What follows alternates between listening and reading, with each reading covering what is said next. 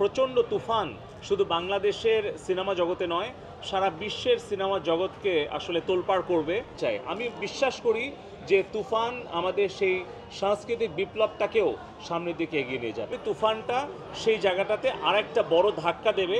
এই ধাক্কায় বাংলাদেশের সিনেমা বাংলাদেশের মানুষের মন জয় করে বিশ্বের দরবারে নিয়ে যাবে।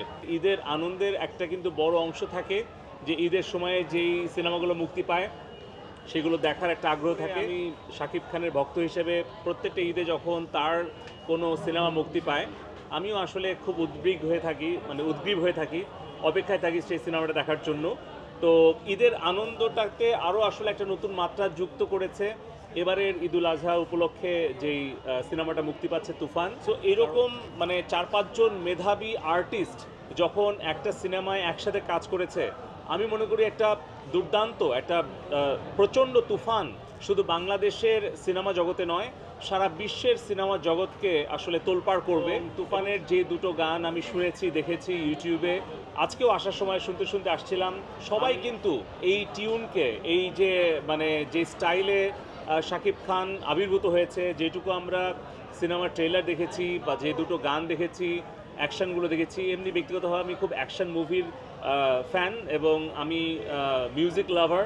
সব কিছু মিলিয়ে আমার প্রত্যাশা তুফান অতীতের সব রেকর্ড ভঙ্গ করে নতুন রেকর্ড সৃষ্টি করবে এবং সারা বিশ্বের দরবারে বাংলাদেশের চলচ্চিত্রটাকে একটা মর্যাদা আসরে নিয়ে যাবে। আমি গতকালকে থেকে দেখছিলাম যে ঈদের দিন থেকেই যেভাবে সিনেমা হলমুখী বিভিন্ন শ্রেণী পেশা বয়সের মানুষ, এটা আসলে আমাদের খুব আনন্দিত করে।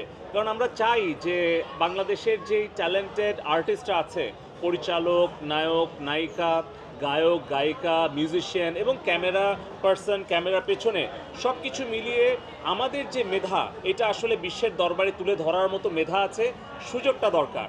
আমি মনে করি তুফানটা সেই জায়গাটাতে আরেকটা বড় ধাক্কা দেবে। এই ধাক্কায় বাংলাদেশের সিনেমা বাংলাদেশের মানুষের মন জয় করে বিশ্বের দরবারে নিয়ে যাবে করতে চাই। আমি বিশ্বাস করি যে তুফান আমাদের সেই সাংস্কৃতিক বিপ্লবটাকেও সামনের দিকে এগিয়ে নিয়ে যাবে। আমি তুফানের জন্য অনেক অনেক শুভকামনা করছি এবং আমিও প্রত্যাশা করছি যে তুফান সিনেমাটা আমাদের দর্শককে, লাখ লাখ দর্শককে সিনেমা হলে আবার টেনে আনবে।